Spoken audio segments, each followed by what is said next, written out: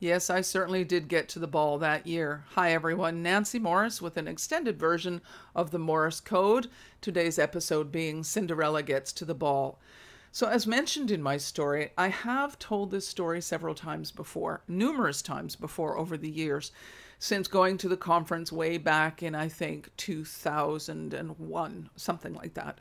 And the reason why I share it with people, my clients, workshop participants, webinar participants, is because it's a really good example of what happens or what can happen when you prepare yourself for success as it relates to the desired outcomes in your life.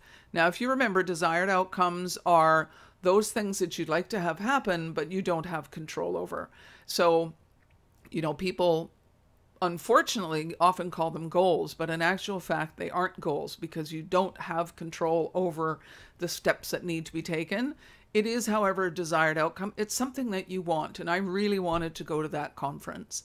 And so I began to behave as if I was going to the conference. So I began to focus on the energy of the conference. I began thinking about the conference, what it would be like to be there. Then I started taking the actions that I needed to, that I could control. So my performance goals, I got my passport ready. I sent it off in the mail.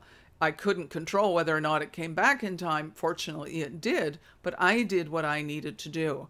I focused very much on my billables, on could I get new clients? What action steps did I need to take? So I focused on my performance goals towards the desired outcome of getting that to that conference. I changed both my energy or my attitudes and my actions, my daily behaviors, to make it much more likely that I was going to achieve that desired outcome. So what does this have to do with your day-to-day work? There are many examples that I could use on as how this sort of stuff relates to day-to-day work. One of them would be the idea of getting a new job.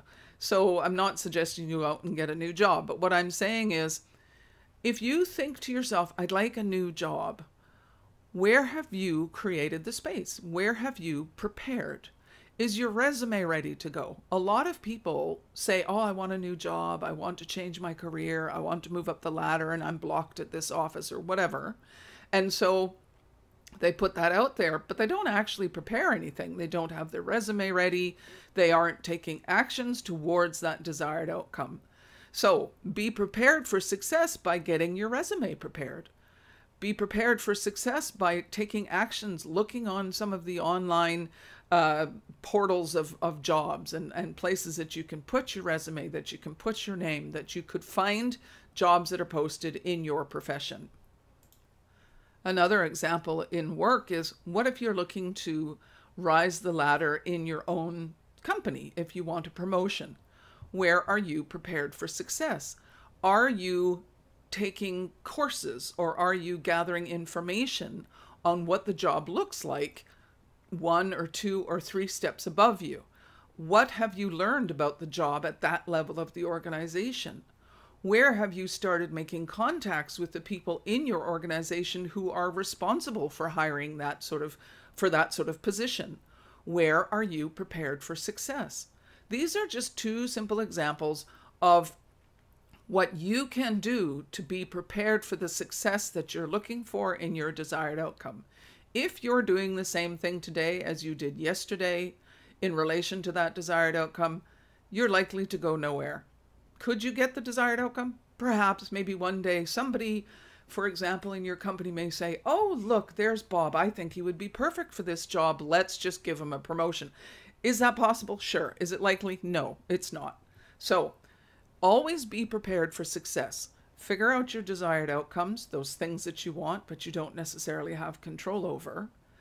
Figure them out. Be prepared for the success by changing your daily attitudes and actions right now. That way, you're making space for whatever it is that you want. This is Nancy Morris from the Morris Code. Take care.